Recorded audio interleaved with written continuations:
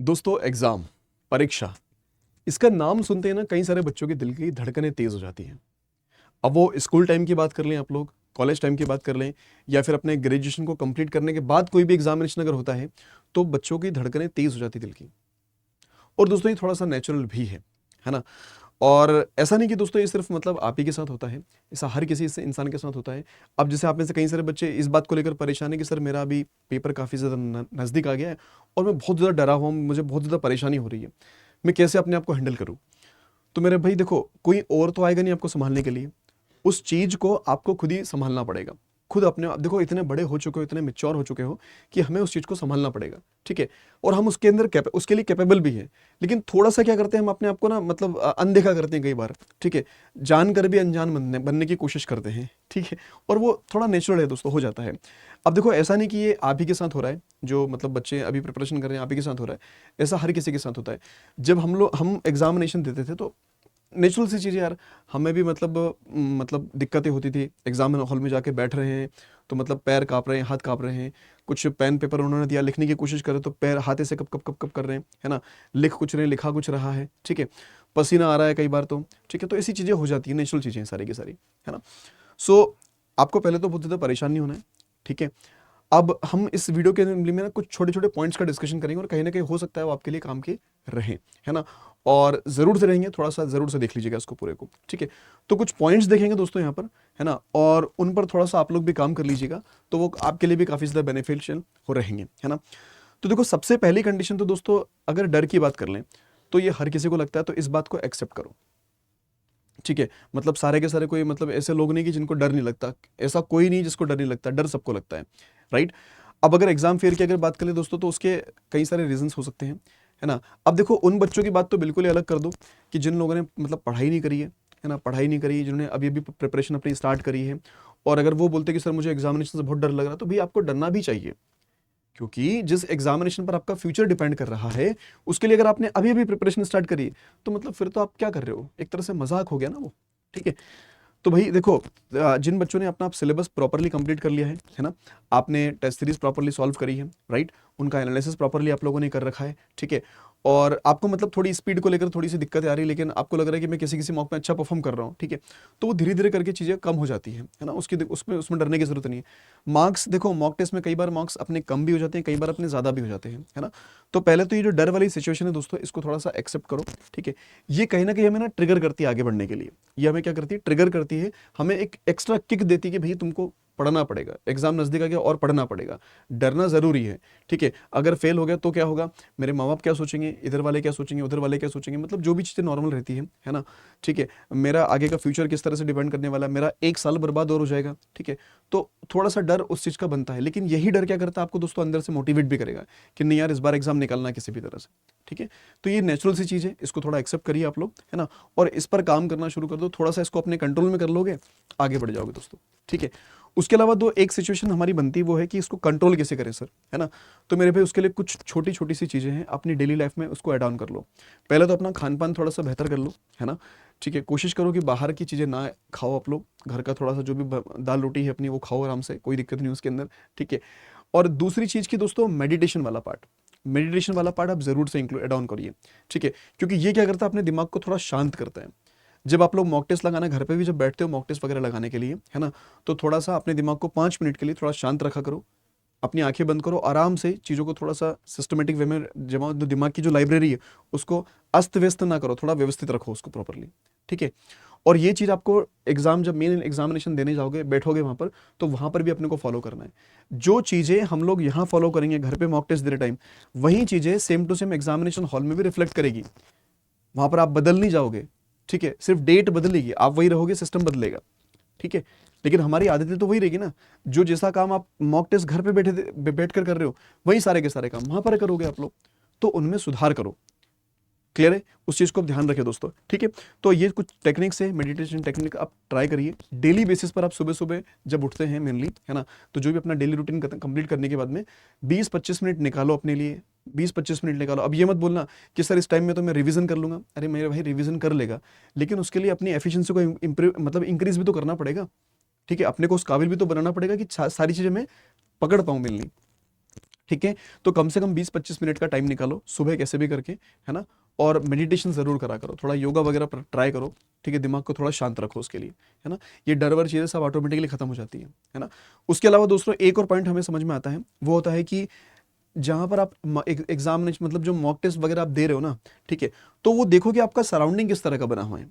I can understand कि मतलब कई सारे बच्चों के घर में उस तरह की व्यवस्था नहीं होती है कि मतलब शोर शराबा ना हो, ठीक है, कोई मतलब डिस्टर्बेंस ना हो इस तरह का। लेकिन आपको क्लैरिटी रखनी पड़ेगी किसी भी तरह से। अगर घर में ज़्यादा शोर शराबा हो रहा है तो हेडफोन वगैरह लगा सकते हो आप लोग, ठीक है। उसको लगा के हल्के हल्के म्यूजिक के साथ मॉक टेस्ट दो, या फिर जो भी जैसे भी आप लोग शोरगुल कम कर सकते हो वो करना है आपको, ठीक है। और मॉक टेस्ट अगर दिन में कोशिश करो वैसे तो कि जैसे आपका एडमिट कार्ड आ जाएगा ना, उसके बाद कोशिश करना कि जिस टाइम पर आपका एग्जामिनेशन हो रहा है, जैसे मान के चलो 2 बजे एग्जाम है, 1:30 बजे एग्जामिनेशन है, तो उसी टाइम पर कोशिश करो कि आप लोग अपना मॉक टेस्ट दो, है ना। तो उसका भी थोड़ा सा है ना एक साइकोलॉजिकल यार इफेक्ट दिखता है ना। बाकी आप अपनी प्रैक्टिस किसी भी तरह से कर सकते हो, लेकिन जहां पर भी मॉक टेस्ट वगैरह आप लगा रहे हो तो वो जो एटमॉस्फेयर वाला जो पार्ट है आप लोगों का, उसको थोड़ा ना व्यवस्थित रखो, सारे नोट्स प्रॉपर रखो। ऐसा नहीं कि जब पढ़ने बैठ रहे हैं तो आधा घंटा तो इसी में लग गया कि मेरा ये वाला नोट्स का है, मेरा वो वाला नोट्स का है। उसमें फिर क्या होता है, दिमाग बोलते हैं मेरा दिमाग खराब हो गया सर। तो दिमाग खराब आपने खुद नहीं किया है। चीज़ों को अस्त व्यस्त रखोगे तो देखो, अस्त व्यस्त चीज़ें किसी को पसंद होती है क्या? नहीं पसंद होती है। आपने कभी भी देखा होगा कि जब आपकी स्टडी टेबल मतलब मान लो कभी आपने हफ्ते 2 हफ्ते महीने भर में जब साफ वाफ करते हो प्रॉपरली, बुक वगैरह को थोड़ा व्यवस्थित रखते हो, तो बड़ा नीट एंड क्लीन और बड़ा अच्छा लगता है आपको वहाँ बैठने कर, पॉजिटिव एनर्जी आती है आप लोगों को। और जब धीरे धीरे करके वो इधर उधर अस्त व्यस्त हो जाता है ना, तो बड़ा अजीब सा लगता है फिर कि यार मेरी वो बुक कहाँ है, मेरी वो बुक कहाँ है, वो कहाँ गई, वो कहाँ गई, है ना। तो वो चीज़ें हो जाती है। तो थोड़ी चीज़ों को क्या व्यवस्थित रखो अच्छे से, है ना। हर चीज़ का एक पॉजिटिव इंपैक्ट दोस्तों दिखने का दिखता है ना। और जब कभी मॉक टेस्ट लगाने बैठ रहे हो, जैसे हमने आपसे कहा कि मॉक टेस्ट लगाने बैठ रहे हो, तो उसको प्रॉपर वे में बैठो, उसी तरह से बैठो कि मैं मेन एग्जामिनेशन हॉल में बैठ रहा हूँ, है ना। उसी तरह से बैठना है कि मैं मेन एग्जामिनेशन हॉल में बैठा हूँ और मैं अपना मॉक टेस्ट वहाँ पर अटेम्प्ट कर रहा हूँ। तो क्या वो हरकतें आप एग्जामिनेशन हॉल में भी करोगे जो घर पे बैठ के करते हो? तो उसको थोड़ा सा क्या करें आप लोग कि भाई साइड बाय करें, है ना। जैसा आप लोग रियल एग्जामिनेशन में देने वाले हो उसी तरह की चीज़ों को आपको यहाँ पर भी क्या करना है, परफॉर्म करना है मेनली, ठीक है। तो इस बात का भी सारे लोग ध्यान रखें, ठीक है। छोटे छोटे पॉइंट से दोस्तों ऐड ऑन कर लोगे, काफ़ी ज़्यादा आपके लिए काम आएंगे। उसके अलावा दोस्तों एक और पॉइंट हमें समझ में आता है कि भाई विजुअलाइजेशन टेक्निक दोस्तों ये बहुत ज़्यादा इफेक्टिव है, बहुत ज़्यादा इफेक्टिव है। बोलते ना कई कई सारे लोग बोलते हैं कि जैसा सोचोगे वैसा बन जाओगे, है ना। अगर आप डरते रहोगे कि मेरा पेपर खराब होगा, मेरा पेपर खराब होगा, मेरा पेपर खराब होगा, तो वाकई में आपका पेपर फिर खराब हो जाएगा, सच में बता रहे हैं।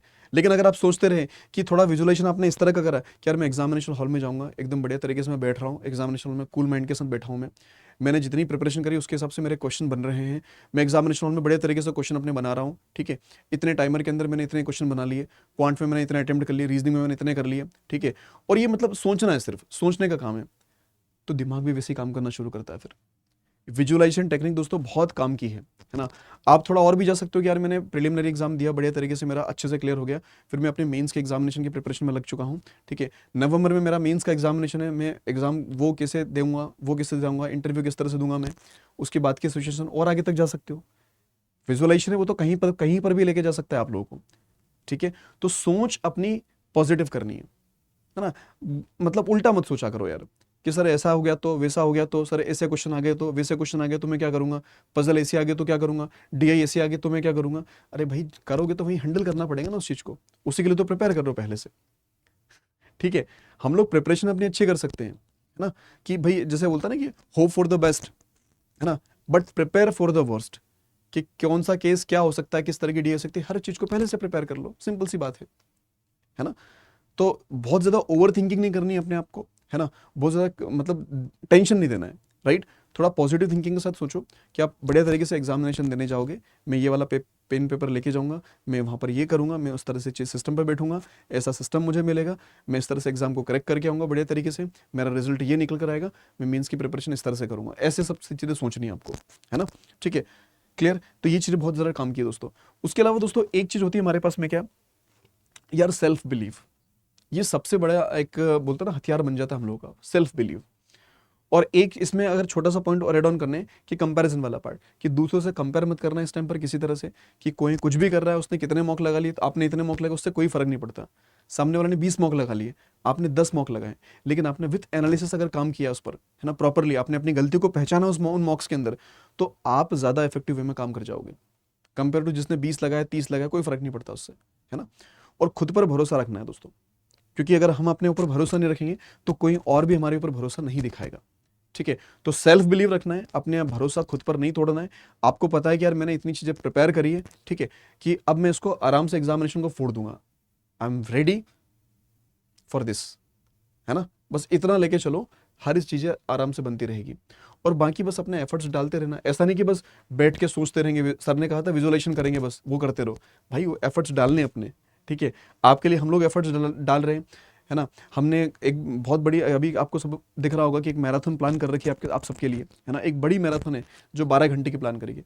अब हमने भी सोचा था ना कुछ कि यार एक बार इस बार ना ऐसा करते हैं कुछ, ठीक है। तो सोचोगे तो करोगे, है ना। अब हमने सोचा इस तरह का प्लानिंग बनाई तो कर दिया, उसको इम्प्लीमेंट कर दिया, ठीक है। तो आप लोग भी कर सकते हो, बस थोड़ी मेहनत करो यार दोस्त, है ना, और कुछ नहीं है। बल्कि कोई ओवर थिंकिंग वगैरह नहीं लेके आनी, कोई चीज़ें परेशान नहीं करती है। अपने पेरेंट्स के पास ज़्यादा दिक्कत अगर होती तो थोड़ा अपने पेरेंट्स के पास बैठो आराम से, उनके पास बातें बातें करोगे ना, बैठोगे उनके पास, तो ऑटोमेटिकली मोटिवेट हो जाओगे, है ना, कि हाँ यार इतनी सारी चीज़ें मुझे और करनी है इनके लिए भी, ठीक। तो आज के लिए हम लोग इतनी रखते हैं। बाकी फिर भी कोई डाउट बनता है, कोई क्वेरी बनती है तो कमेंट बॉक्स में हम जरूर से पूछेगा, है ना, उनके भी प्रॉपर आपको आंसर किए जाएंगे। बट डरना नहीं दोस्तों, बस मेहनत करते चलिए, है ना, अपने आप को और इंप्रोवाइज करते चलिए मेनली, ठीक है। चलिए, तो आज के लिए इतने रखते हैं, मिलेंगे फिर दोस्तों अगले सेशन में। So thank you so much for joining this session and bye bye, take care, all the best. डरना नहीं है, डट के प्रिपरेशन करनी है।